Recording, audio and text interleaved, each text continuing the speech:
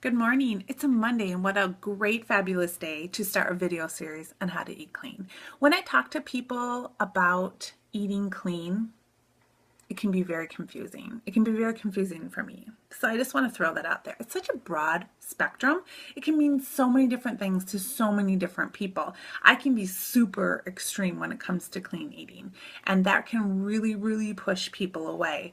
And of course, I would love for everybody to get to this extreme way of clean eating and stick to it for the whole lifetime.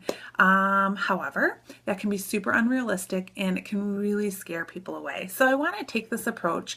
I want to do a video series just helping people to take the concept of clean eating or cleaner eating, cleaning up their diet, and take it step by step so they can really grasp each concept so that this can be something that they will do for a lifetime. This will be something that you will change slowly over time and never go back to the way that you were eating. I'm hoping that these videos can be super short and just really easy to digest. And the first one, today's, I really want you to just think about why you want to do this. Why do you go to clean eating events? Why do you look up clean eating whatever on Pinterest? Why are you watching this video right now? What is your body physically and physically telling you on a daily basis that you need to do something different? Is it your weight? Is it the way that you feel in your clothes? Do you suffer from chronic pain and other types of illnesses that have just plagued you for years and years? Do you have early onset diabetes? Do you have diabetes? Do you have heart issues? Is it really hard for you to get active because it's just hard for you to move? Arthritis, things like that. Do you have bad breath, bad skin, dry skin, head fog? It's really hard for you to concentrate on a daily basis. It's really hard for you to, do you feel very ADD? Is it hard for you to get up in the morning and get out of bed and get started? Do you not sleep super well? Do you have to have coffee to start your day? That's a huge indicator. Do you have to have caffeine to spur your body?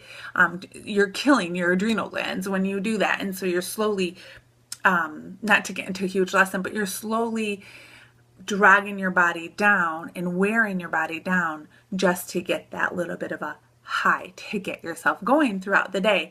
And so that's something we'll talk about too. So just think about, why do you want to do this? Really, really take some time, if it's an hour a day or a week, to really think about why you want to do this. Why is this important to you?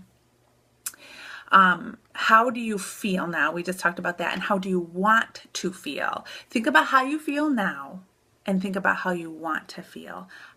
We're going to talk about how to get there. We're going to talk about how that is really feasible and attainable. Think about what foods you struggle with. What are those go-to foods that if you don't have them, you feel like you have to have them? You feel like you've got to do this. Why is this going blank on me? What are those foods? And sorry about that. That was really weird. How do they make you feel? When you have these, maybe it's Twizzlers or something crazy like that, and you have those and you binge on them, how do they make you feel afterwards? Do they make you feel invigorated and fresh and clean? No, probably not. So do you struggle with having too much wine in the evening or beer, or are you addicted to diet soda? Do you have to have it all the time? Sugar. Most of us as Americans are addicted to sugar. And so how much sugar do you intake a day? And I'm not talking about full-fledged candy. I'm talking about the sugar in everything. So I really want you to think about what foods you struggle with. What foods do you feel like you have to have? And if someone told them you can't have those anymore, you might get really sad. You might have a physical reaction to that, like coffee. Okay, so really, I want you to start making lists. What foods that you consider healthy do you really love? List those foods too. Let's do the pros and the cons here. Let's not just focus on the negatives. And then think about, what are your goals? Okay, so this is how I feel. This is how I want to feel. These are the foods I struggle with. These are the foods I think that I can tolerate to eat. And are you open to something new? You've got to be open to the idea of change. You've got to be able to open a trash can and purge food, literally throw food away. You need to be open to the idea that you're going to cook more meals at home.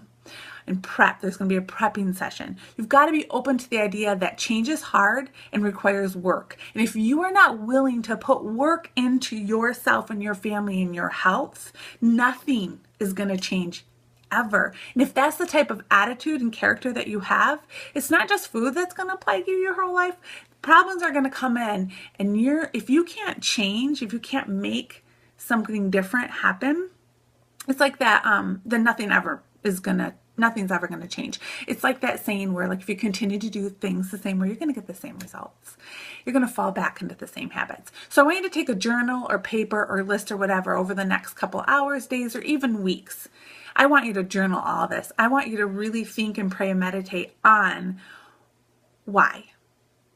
And if you're willing to put forth the effort. If you're not, don't even go to video 2. Say goodbye now. Come back when you're ready. And if you're ready, if you do this task and you're ready for video 2, then click on it and we'll get rolling.